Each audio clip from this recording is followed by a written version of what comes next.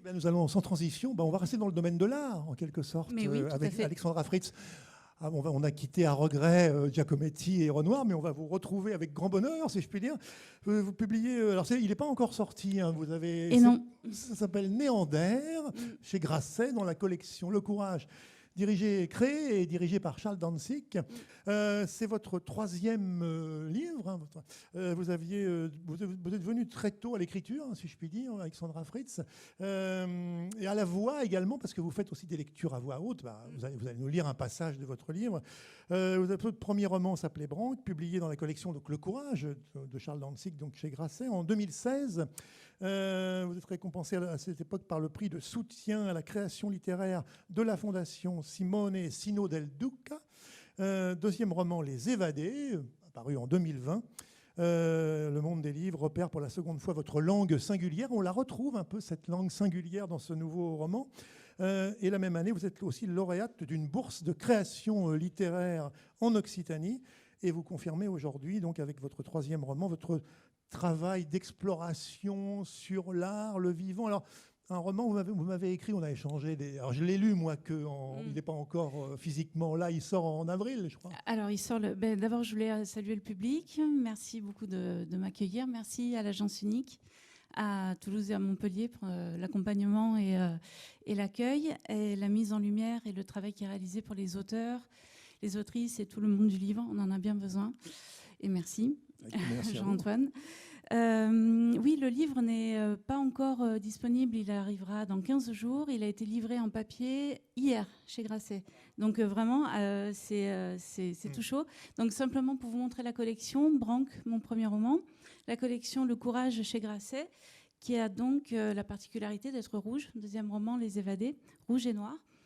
Et donc, qui a été fondé par Charles Danzig, en effet, pour défendre des titres et des auteurs singuliers, originaux et, si possible, qui sortent un peu de l'ordinaire. Ah, vous avez vu ce bandeau? Pas néolithique, mais presque. Alors, Néander, on va suivre, en fait. Alors, c'est un roman qui se déroule sur les années 70, hein, il y a des passages, on est en 70, 76, jusqu'à nos jours finalement, avec des allers-retours, 2020, 2022, jusqu'à 2025. Hein, jusqu'à nos jours. Complètement, jusqu'à l'année dernière. Autour, donc, on va suivre un peu Olivier Vallaud, il s'appelle, hein, cet artiste. Alors voilà, on est dans le monde de l'art, donc après il va avoir une fille avec sa compagne qui s'appelle Iris. C'est un livre sur l'art, sur le numérique, sur la tradition, sur la modernité. Il y a tout ça à la fois sur la vie familiale aussi. Ouh là là, oui, il y a des choses. Non, mais c'est vrai. Oui, sur l'esthétique, sur le beau, sur le. C'est tellement de choses que je. Voilà. On suit pas que Olivier Vallaud, on suit une petite troupe, on va dire, d'artistes plus ou moins branchés, alors avec des réflexions aussi sur la force de l'art, c'est la question de la manipulation aussi. Enfin, il y a tout ça à la fois. Alors, question toujours un peu rituelle que je pose souvent, mais vous m'aviez dit dans nos échanges par mail que c'est un roman qui a été écrit sous le signe du plaisir et de la liberté. Oui, toujours. Voilà. Quel a été, alors, si tant est qu'il y en ait un, mais un petit peu le déclencheur de départ, ou est-ce qu'il y a eu l'envie peut-être de nous repartir en arrière dans les années 70 jusqu'à nos jours, à travers finalement l'art et donc la modernité qui est la nôtre actuellement, le numérique. Voilà, je sais pas qui. Voilà.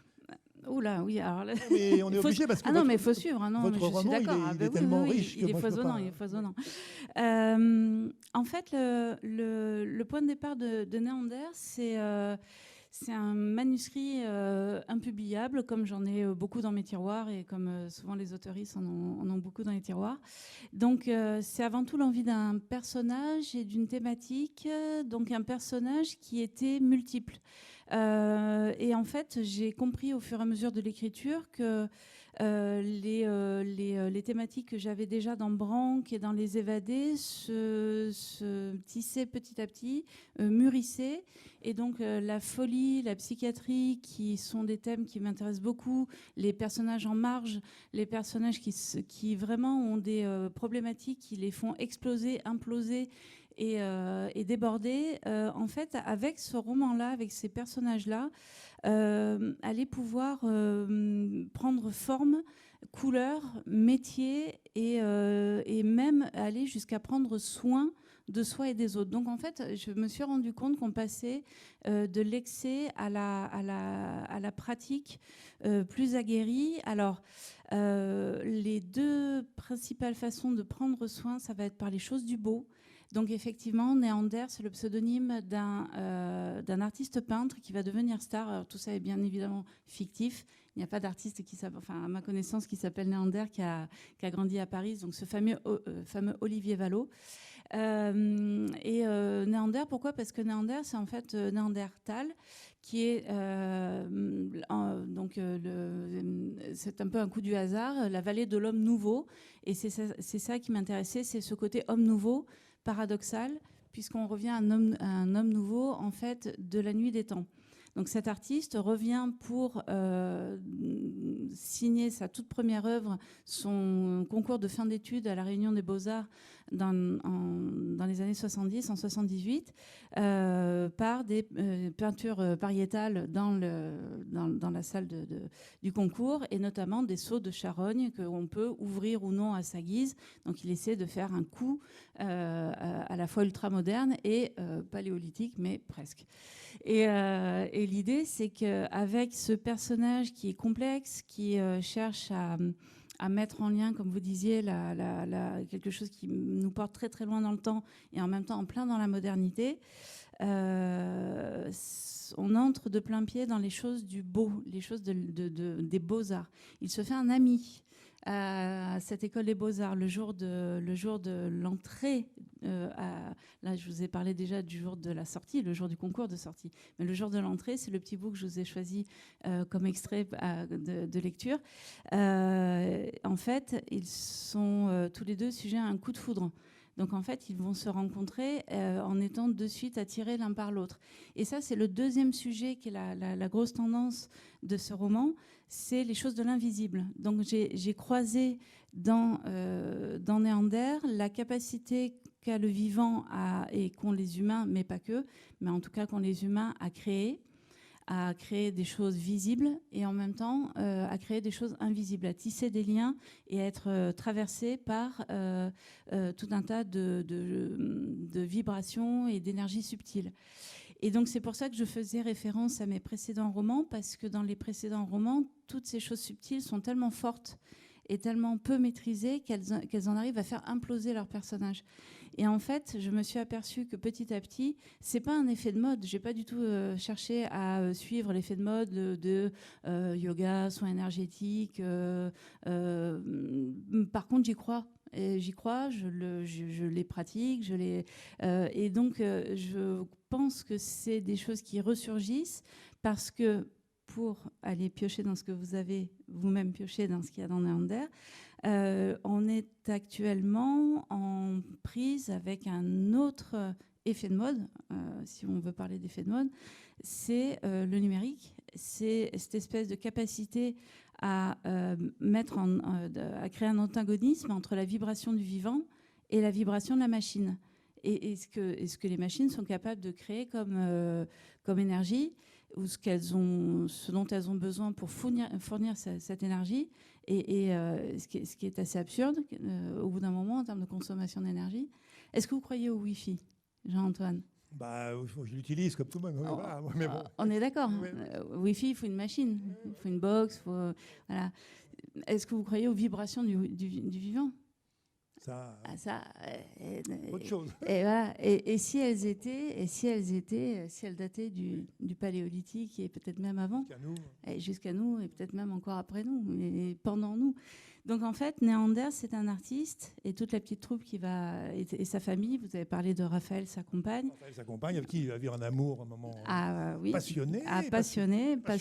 Passionnant, bref mais intense, et à distance. C'est des gens qui sont capables de s'aimer en n'étant pas dans le même lieu. Ils vont être capables puisqu'on parle de vibration, de capacité perception fine, extra. J'ai toujours du mal à dire ces choses-là, parce que j'ai toujours l'impression qu'on va... Mais en fait, tout ça est de l'ordre de la sensibilité très fine et très forte. C'est des choses qu'on traverse par les arts, notamment les personnes qui font de la scène, les musiciens. sont très sensibles à ça. Les gens qui font du théâtre, souvent dit, on se laisse traverser par le rôle, par le personnage. Et je pense que dans l'écriture, c'est quelque chose qu'on ressent aussi. Et donc ces personnages sont traversés par des choses qui sont parfois seuls à savoir, seuls à connaître, et qui parfois se rencontrent comme ce coup de foudre entre Néander et son ami, ce coup de foudre entre Néander et sa compagne. Et puis, la question de la transmission est très intéressante aussi, parce que qu'est-ce qu'on fait de tout ça ? Est-ce que c'est finalement si évident de transmettre ses capacités fines autant que est-ce que c'est évident de transmettre son talent artistique à sa fille, par exemple, à Iris, oui, la fameuse? Eh ben, je suis pas sûre que ce soit facile. Est-ce que, je sais pas. C'est vrai que c'est un élément de votre livre, parce qu'en fait, il y a des pages là-dessus, mais j'aurais pu les retenir pour la lecture aussi. Il essaie de lui transmettre en même temps, il fait observer des œuvres d'art, il l'emmène dans des musées, il parle de Klimt, d'Adanae, enfin bon, il y a énormément de... Voilà, il l'initie, enfin il tente de l'initier. Elle est branchée numérique, alors, mais pas que. Là, pour le coup, c'est un peu l'inverse, dans le sens où Iris, effectivement, elle naît à l'entrée du 21e siècle, et elle, tout ce qui lui importe, c'est de convertir son père aux choses du numérique. C'est-à-dire que c'est bien beau, les histoires de vibrations, et d'aller chercher... Parce que lui, en fait, il a fait une carrière hyper moderne. C'est toute la contradiction ou le paradoxe d'être à la fois sensible et artiste, de faire avancer son temps. Il a été reconnu, il est devenu star grâce à des concerts qu'il a illustrés en direct sur du rock progressif. Il a son petit côté Jean-Michel Jarre, ça permet de se faire un petit...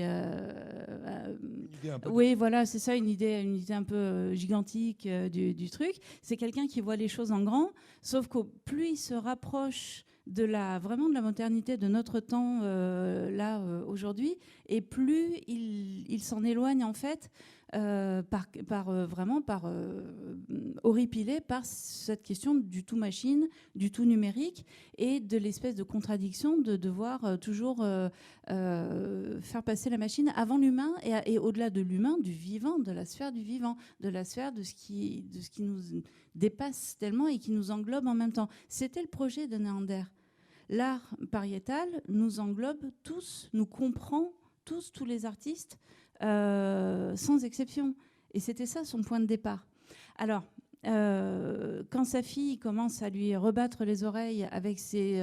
je ne sais pas si dans le public vous voyez un petit peu les expos immersives qu'il y a partout en ce moment, et notamment il y en avait une sur Klimt, vous en avez plein les murs, ça dégouline de partout, ça bouge dans tous les sens, on ne sait même plus en fait tellement à quoi ça se réfère, il n'y a même pas un seul original, il y a pas enfin, moi personnellement j'ai mal au crâne en 2 minutes. J'aimais bien Klimt quand j'avais 15 ans. Je ne dis pas qu'il faut arrêter d'aller voir du Klimt, mais enfin du Klimt qui bouge dans tous les sens. Au bout d'un moment, voilà. Et Néander se trouve un peu confronté à ça. Et en même temps, sa fille lui dit, voilà, tu vas faire tes 50 ans de carrière. Est-ce qu'on ne ferait pas un truc numérique quand même ? Est-ce qu'on ne ferait pas passer Néander au numérique ? Et bon.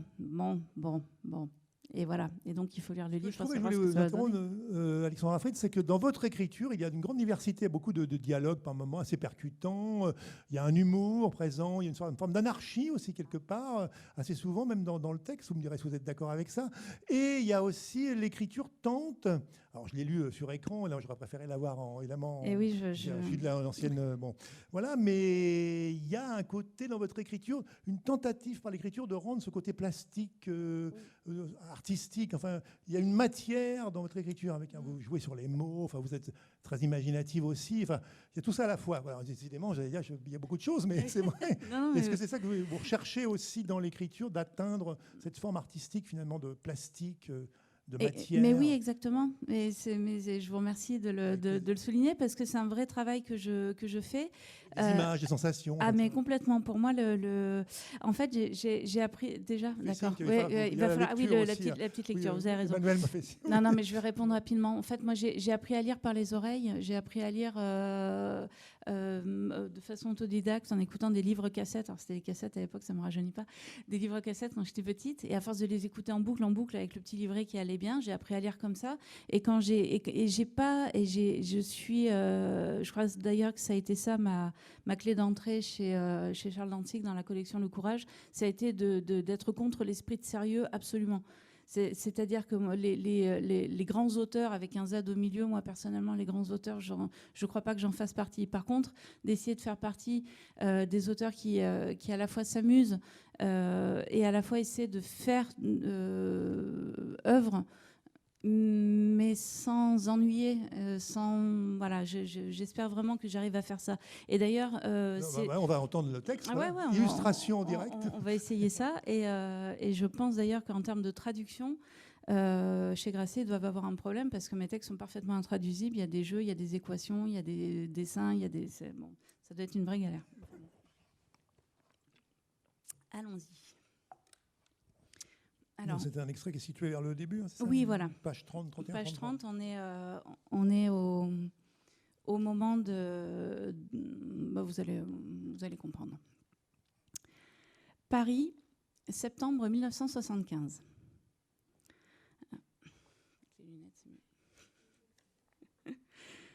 Le jeudi 4 septembre, en entrant dans la cour de la Réunion des Beaux-Arts, Pierre-Alexandre Lefay regretta d'avoir de nouveau revêtu le pantalon et la chemise passe-partout de Björn. Contrairement à la première fois qu'il y était allé et où il n'avait pas croisé grand monde, l'établissement dégoulinait de jeunes personnes rivalisant de looks éblouissants. Un moustachu immense, les cheveux jusqu'au coude, déhanchait ses pattes d'Ève sur des cothurnes cosmiques. Une jolie môme avait brodé sa mini-robe blanche, esprit monnaie. Des coquelicots écarlates rehaussaient sa poitrine. Les plissés des magazines de mode tombaient ici comme une toge, là comme une tunique ceinturée d'un porte-matériel artisanal, pinceaux, tubes et godets piqués dans le même cuir souple que les spartiates brunes. Il compta 3 capelines, un chapeau melon, un bonnet péruvien, une visière de sport. C'était un concours de vêtements tachés, de chaussures éclaboussées, de doigts pris dans le pot d'acrylique ou de térébenthine. Et ce peuple de la création se reconnaissait en cette hétéroclite constance des caractères spéciaux unis dans le mépris des conventions. La tête rasée, un col insistant et des bijoux à ses membres, il ou elle flottait en sari mauve et safran vers le fait, propre sur lui, rafraîchi au ciseau par Sally, aux épaules duquel le havre-sac de surplus militaire accentuait la touche scout toujours dont il se mit à rougir. Un déferlement de musc, de sueur, de produits chimiques lui tournait la tête. Il s'arrêta contre un pilier. Était-il possible qu'il soit le seul à douter de trouver la bonne salle, de dire les bons mots, de faire bonne impression dans ce carnaval ? Le bonze et équivoque avait-il plus de valeur que la jolie impressionniste ? Afficher sa volonté de neutralité l'amputait-il de quelque génie ? Le déshéritait-il d'office du capital artistique qu'il nourrissait avec fièvre, mais sans panache ? N'était l'heure de s'approcher de son rendez-vous, il serait rentré exposer ce problème à ses chers beatniks. Le châle de chou, le collier tribal d'Amadou, le chapeau de paille de Steven. L'effroi de se retrouver ainsi déguisé le fit rire tout seul, encore plus tordu que le défilé attendrissant de ces tombées de la lune. Fermant les yeux, il inspira et expira profondément 3 fois. Ses oreilles et son flair s'ajustèrent. Il répéta la respiration et se concentra sur ses mains, son cœur, son front. Une luminosité blanche irradia son champ de vision intérieure. Il avait mis cette technique au point à l'asile, passer partout pour sortir de là-bas et venir ici réaliser son rêve. Les paumes chauffées, le visage insoucieux, détendu, il se sentit affûté, unique, seul à savoir ce qu'il savait. Merci. Merci. Le livre sort le 8 avril, donc c'est Alexandra Fritz, Néander, chez Grasset, dans la collection donc, Le Courage, dirigée par Charles Dantzig. Merci beaucoup, Alexandra. Merci à vous. Merci beaucoup.